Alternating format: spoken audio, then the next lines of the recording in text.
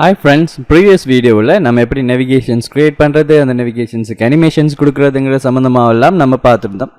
So இந்த வீடியோவில் எப்படி நம்ம இந்த இடத்த டைப்பிங் ஆப்ஷன்ஸ் கொண்டு வரது என்கிற சம்மந்தமாக தான் நம்ம பார்க்க போகிறோம். ஸோ அதுக்கு நம்ம navigations componentலேருந்து நான் என்ன செய்துக்கிறேன், நம்மளோட பேஜஸ்க்குள்ளே போய் ஹோம் பேஜுக்கு போயாச்சு. ஓகேங்களா? ஸோ இப்போ அதே மாதிரி நான் என்ன செய்துக்கிறேன்னு சொன்னால், இங்கே எனக்கு தேவையான மாதிரியான டெக்ஸ்ட்டை நான் டைப் பண்ணிக்க போகிறேன்.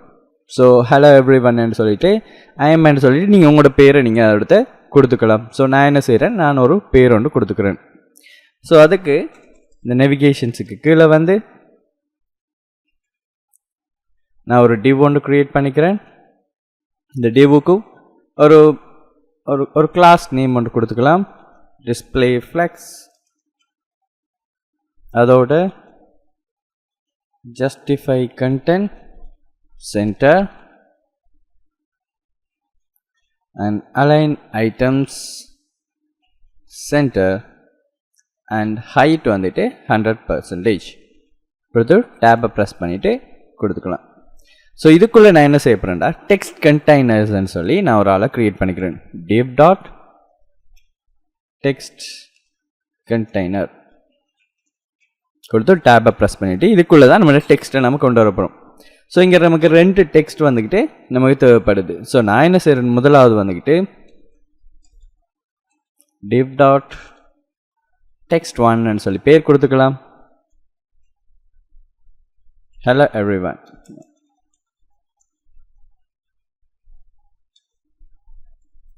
ஹலோ எவ்ரி ஒன் சொல்லி கொடுத்தாச்சு. ஸோ கொடுத்துட்டும் சேவ் பண்ணதும் ஸோ ரீஃப்ரெஷ் பண்ணி அவுட்புட் செக் பண்ணிக்கலாம்.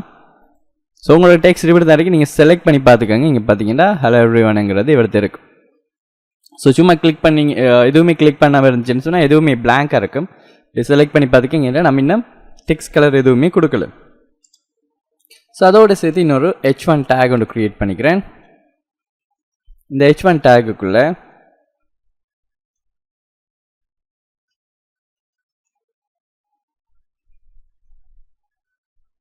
அலெக்சாண்டர் ஜேம்ஸ் சொல்லி கொடுத்துக்கிறேன். ஓகேங்களா? ஸோ நான் இப்போ என்ன பண்ணிக்கிறேன்டா, ரெண்டு டெக்ஸ்ட் வந்துட்டு கொடுத்துருக்கேன். பட் நீங்கள் அவுட்புட்டை செக் பண்ணி பார்த்தீங்கன்னு சொன்னால் அந்த அவுட்புட் பெருசாக அவங்களுக்கு விளங்காது. என்ன காரணம்னு சொன்னால், அது இன்னும் நம்ம கலர்ஸ் எதுவுமே நம்ம அவங்களுக்கு செட் பண்ணவே கிடையாது. ஓகேங்களா? ஸோ இப்போ நம்ம கலர் செட் பண்ணும்போது தான் அதுக்குரிய டெக்ஸ்ட் டிசைன்ஸ் எல்லாமே வந்துட்டு நமக்கு சேஞ்ச் ஆகி காட்டும். ஸோ அதுக்கு முதலாவது நம்ம என்ன செய்துக்கலாம்டா, நம்மளோட ஸ்டைல் ஷீட்டுக்குள்ளே போயிட்டு நம்மளோட ஸ்டைல்டு கம்போனண்ட்டுக்குள்ளே போயிட்டு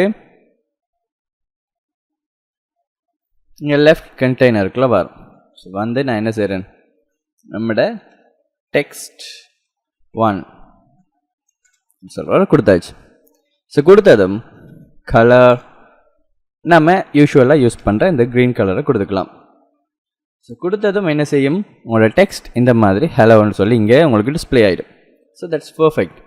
இப்போ நான் என்ன செய்ய போகிறேன்டா, மேலே h1 டேக்ஸுக்கு கிளாஸ் நேம் மட்டும் கொடுத்துக்கலாம். கிளாஸ் நேம் ஹெட்டிங் 1 சொல்லி கொடுத்துறேன். ஸோ கீழே வந்து அந்த ஹெட்டிங் 1க்குரிய டெக்ஸ்ட்டை கொடுத்துக்கலாம். ஹெட்டிங் 1. ஸோ இங்கே வந்துட்டு கலர் ஒயிட், அதுக்கப்புறம் ஃபாண்ட் வித் போல்ட் பண்ணிக்கலாம். ஏற்கனவே இருக்கிறத விட போல்டர் பண்ணிக்கலாம். டெக்ஸ்ட் ட்ரான்ஸ்ஃபார்ம் அப்போ கேஸ் கொடுத்துக்கலாம். ஸோ இன்கேஸ் கேபிட்டல் ஸ்மால் ஏதாவது டைப் பண்ணால் ஆட்டோமேட்டிக்காக கேபிட்டல் வரத்துக்கு. அடுத்தது ஃபாண்ட் சைஸ் வந்துக்கிட்டு ஒரு 70 பிக்சல்ஸ் கொடுத்துக்கலாம். ஓகேங்களா? ஸோ கொடுத்ததும் இங்கே பார்த்தீங்கன்னா நம்மளோட டெக்ஸ்ட் இந்த மாதிரி டிஸ்பிளே ஆகிடும். ஸோ பர்ஃபெக்டாக நம்மளோட டெக்ஸ்ட் வந்துட்டு இங்கே நம்ம ஃபிக்ஸ் பண்ணியாச்சு. பட் அதோட சில திங்ஸ் வந்துட்டு நம்ம இங்கே என்ன செய்ய வேண்டி வரும், இன்க்ளூட் பண்ண வேண்டிய வரும். நம்மளோட அனிமேஷன்ஸ் நம்ம கொண்டு வரும்போது கொண்டு வந்துட்டு ஒயிட் ஸ்பேஸ் ஏதாவது எக்ஸ்ட்ரா ஸ்பேசஸ் கொடுத்துருந்தா நம்ம இதை கொடுத்துக்கலாம். நோ wrap ஆப்ஷன்ஸ் கொடுத்துக்கலாம். அட் த சேம் டைம் வந்துக்கிட்டு ஓவர்ஃப்ளோ வந்துக்கிட்டு ஹைட் கொடுத்துக்கலாம். அடுத்தது border right நான் என்ன செய்கிறேன் 3 pixel. என்ன நமக்கு டைப்பிங்குக்குரிய மாதிரி கேசர் வேணும் இல்லையா, சாலிட் ஒயிட் சொல்லி கொடுத்துருவோம். ஸோ இங்கே பார்த்தீங்கன்னா என்னோடய கேசர் வந்துட்டு இந்த இடத்த வெயிட் பண்ணிகிட்டு இருக்கேன். ஸோ உங்களோட ஸ்க்ரீன் சைஸுக்கு ஏற்ற மாதிரி நீங்கள் ஃபோன்ஸை கொடுத்துக்கோங்க. நான் இந்த ஸ்க்ரீன் சைஸ் பெரிய ஸ்க்ரீனுங்கிறதால எனக்கு ஏற்ற மாதிரி நான் இங்கே ஃபோன் சைஸ் கொடுத்துருக்கேன். ஸோ உங்களோட ஸ்க்ரீனில் பெருசாக இருக்கும், ரொம்ப பெருசாக இருக்குமென்னு சொன்னால் கொஞ்சம் ஸ்க்ரீன் சைஸை குறைச்சிக்கோங்க. அதில் எந்த ஒரு பிரச்சனையுமே நமக்கு கிடையாது. ஸோ நான் இப்போ என்ன பண்ண போகிறேன்னு சொல்லி பார்த்தீங்கன்னா எனக்கு தேவையான கீ ஃப்ரேம்ஸை க்ரியேட் பண்ணிக்க போகிறேன். ஸோ நான் மேலே வந்து ஸ்டைல்டு கம்போனண்ட்டுக்கு மேலே 2 டைப்ஸ் ஆஃப் கீ ஃப்ரேம்ஸ் வந்து நம்ம க்ரியேட் பண்ண போகிறோம். ஏன்னா அந்த நம்மளோட அனிமேஷன்ஸ் நம்ம கொடுக்குறதுக்காண்டி சரிங்களா. டைப்பிங் என்ற பேர் கொடுத்துட்டு கீ ஃப்ரேம்ஸ். ஸோ இங்கே நீங்கள் என்டரை ப்ரெஸ் பண்ணதும் இங்கே உங்களுக்கு ஆட்டோமேட்டிக்காகவே இம்போர்ட் ஆகிடும் கீ ஃப்ரேம்ஸ் வந்துட்டு ஸ்டைல்டு கம்போனன்ட்ஸுக்குள்ளே இருந்து அந்த கீ ஃப்ரேம்ஸை நம்ம கொண்டு வரோம். ஸோ கொண்டு வந்துட்டு பேக் இது யூஸ் பண்ணிக்கிறேன்னு வந்துட்டு உங்களோட எஸ்கேப் கீக்கு கீழே வந்துட்டு இருக்கும் வந்துட்டு. ஸோ இந்த நோட்டேஷன்ஸை யூஸ் பண்ணிவிட்டு இங்கே நான் என்ன செய்கிறேன் ஃப்ரம் என்ற ஒன்றும் அதே மாதிரி டூ என்று சொல்கிற ஒன்றும் க்ரியேட் பண்ணிக்கிறேன். ஸோ இந்த ஃப்ரமில் கொடுக்க வித் வந்துக்கிட்டு 0லேருந்து ஸ்டார்ட் ஆகணும் அண்ட் 2 வந்துக்கிட்டு 100% போய் முடியணும் சொல்லி கொடுத்துக்கிறேன். ஸோ இப்போ எந்த இம்பேக்டையுமே நமக்கு காட்டாது, என்னென்னா நம்ம இதை இன்னும் அப்ளை பண்ணலை. அட் த சேம் டைம் வந்துட்டு ஸோ பிளிங்க் ஆகிறதுக்குன்னு சொல்லி ஒரு கீ ஃப்ரேம் வந்து க்ரியேட் பண்ண போகிறோம். ஸோ யூஸ் பண்ணிவிட்டு கீ ஃப்ரேம்ஸ் ஓகே. ஸோ அந்த நோட்டேஷன்ஸ் கொடுத்துட்டு இங்கே என்ன செய்ய போகிறேன். ஸோ 50% இருக்கும்போது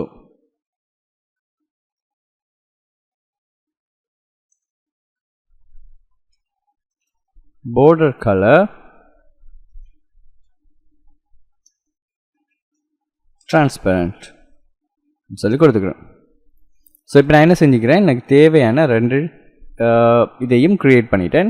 நான் ஜஸ்ட் கால் பண்ணுறது மாதிரி தான் நமக்கு வேலையாக இருக்கும். ஸோ இங்கே வந்துட்டு ஹெட்டிங்கில் நான் என்ன செய்ய போகிறேன், அனிமேஷன் கொடுக்க போகிறேன். அனிமேஷன்ஸில் ஃபஸ்ட்டுக்கு நம்மளோட டைப்பிங் அனிமேஷன்ஸை கொடுத்துக்கலாம். கொடுத்துட்டு 4 செகண்ட்ஸில் ஒர்க் பண்ணக்கூடிய மாதிரி இருக்கணும். ஸ்டெப்ஸ் வந்துக்கிட்டு 30 மூவ் ஆகணும். பட் அது போய் ரீச் ஆன உடனே எண்ட் ஆகிடும் மட்டும் கொடுக்கணும். அதுக்கப்புறம் ஃபார்வர்ட்ஸுங்கிறது நம்ம அடுத்த, அதாவது நம்மளோட இந்த அனிமேஷன்ஸ் கம்ப்ளீட் ஆனதுக்கப்புறம் என்ன அனிமேஷன்ஸ் ஒர்க் பண்ணணும்னு சொல்லி ஸோ பிளிங்க் ஆகிறது ஒர்க் பண்ணிக்கிட்டே இருக்கணுங்கிறதுக்காண்டி பிளிங்க்